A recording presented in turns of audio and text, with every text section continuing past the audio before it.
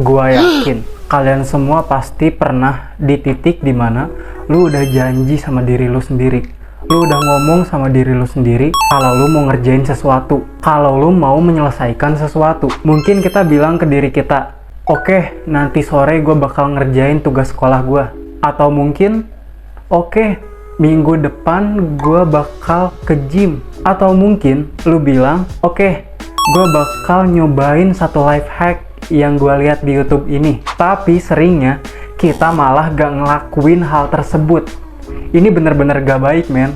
Soalnya waktu lu udah janji ke diri lu sendiri tapi gak lu tepatin, ini tuh mencoreng harga diri lu. Jadi hari ini gue bakal ngasih tahu kalian gimana sih caranya bener-bener ngelakuin apa yang kita omongin, biar agenda-agenda lu, rencana-rencana lu, janji-janji lu ke diri lu sendiri nggak lu skip-skip. Buat kalian yang memang nggak ada niatan buat berubah jadi lebih baik lagi, udah skip aja. Merujuk pada sebuah penelitian yang dimuat dalam British Journal of Health Psychology, penelitian ini mengamati sekelompok 250 orang yang dipisahkan menjadi 3 kelompok. Kelompok pertama disuruh mengikuti rutinitas olahraga selama 2 minggu ke depan. Kelompok kedua diberitahu hal yang sama seperti kelompok pertama, tetapi mereka juga diperlihatkan video dan klip tentang manfaat olahraga, seperti badan menjadi bagus, dan lain-lain. Kelompok ini disebut kelompok yang termotivasi, dan video ini berfungsi sebagai motivasi mereka. Kelompok ketiga dan terakhir dikasih tahu hal yang sama dengan kelompok pertama. Mereka juga diperlihatkan video yang sama seperti kelompok nomor 2. Tapi di atas semua itu, mereka juga disuruh mengisi kalimat, "Saya akan pergi olahraga setidaknya 20 menit latihan keras di tempat titik-titik-titik pada jam titik-titik-titik." Konsep ini disebut implementation intention atau implementasi niat. Pada dasarnya, konsep ini adalah menulis kondisi penyelesaian tugas, yang mana pada studi kasus tersebut adalah kapan dan di mana. Kapan ini adalah waktu kapan lu pergi olahraga, dan di mana ini tempat lu olahraga, di gym atau di taman, di lapang, bebas. Mereka juga pasti mengisinya dengan jawaban mereka yang berbeda-beda. Coba kita balik lagi dulu ke eksperimen yang tadi. Dari kelompok pertama, 38% orang berolahraga setidaknya seminggu sekali selama 2 minggu berikutnya. Dari kelompok kedua, yaitu kelompok yang hanya diperlihatkan video motivasi, 35% dari mereka berolahraga setidaknya sekali seminggu selama 2 minggu ke depan. Dari sini bisa ditarik kesimpulan, video motivasi ternyata tidak banyak membantu dan mungkin sebenarnya kontraproduktif. Dan akhirnya, kelompok ketiga, kelompok yang menggunakan implementasi niat, memiliki 90% peserta mereka yang pergi ke gym setidaknya sekali seminggu selama 2 minggu ke depan, yang secara signifikan lebih tinggi daripada 2 kelompok lainnya. Dan ini menunjukkan betapa efektifnya implementasi niat. Saat ini ada banyak banget penelitian yang membuktikan efektivitas dari implementasi niat ini. Ada studi tentang diet, studi tentang membuat membaca menjadi kebiasaan, studi tentang bekerja, dan semuanya menunjukkan fakta bahwa implementasi niat sangat efektif dalam hal membuat lu melakukan hal-hal yang lu katakan.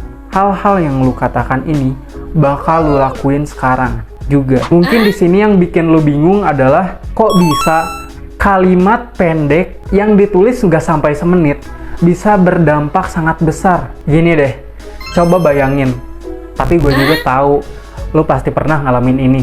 Bayangin lu pengen menjalani suatu kebiasaan olahraga baru. Seringnya kita itu nyari momen yang tepat, kesempatan yang sempurna, dimana pada momen tersebut lu merasa termotivasi untuk menjalankan apa yang lu pengen kerjain itu. Dan seringnya momen itu tuh gak pernah datang, dan akhirnya lu jadi gak mulai-mulai buat pergi olahraga. Pasti sering kan lu ngerasain kayak gini. Tapi ketika lu menuliskan kapan dan di mana lu bakal olahraga, ini tuh bakal mengubah segalanya. Karena lu udah bikin janji dan komitmen dalam bentuk visual atau tulisan. Kita ambil kasus dalam pembentukan kebiasaan baru pergi ke gym.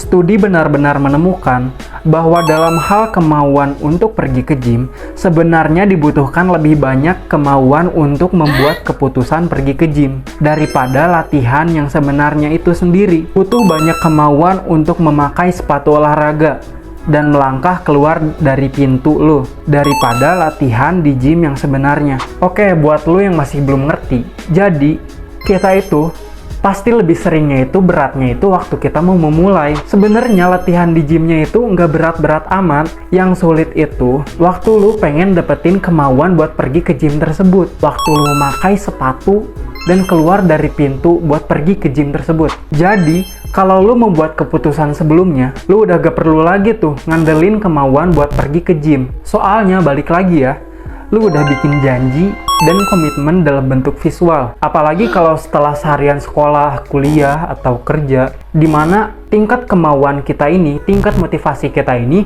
udah rendah buat ngelakuin sesuatu. Nah, kalau kita melakukan implementasi niat, semuanya itu bakal lebih mudah buat dilakukan.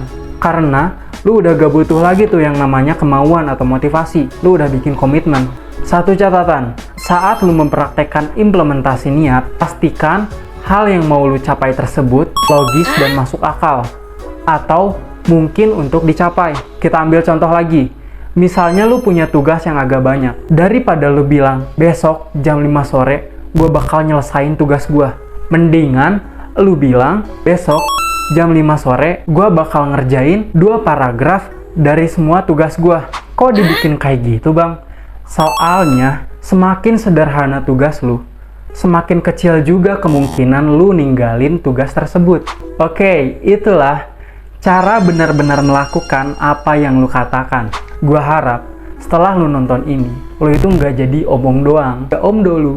Gua harap saat lu ngerencanain sesuatu, saat lu bikin janji ke diri lu sendiri, mulai saat ini, lu benar-benar menyelesaikan, mengeksekusi janji lu tersebut dengan mempraktekkan implementasi niat ini. Dan kalau lu mau dapetin lagi informasi seputar pengembangan diri atau perkuliahan, lu harus banget sih subscribe gue.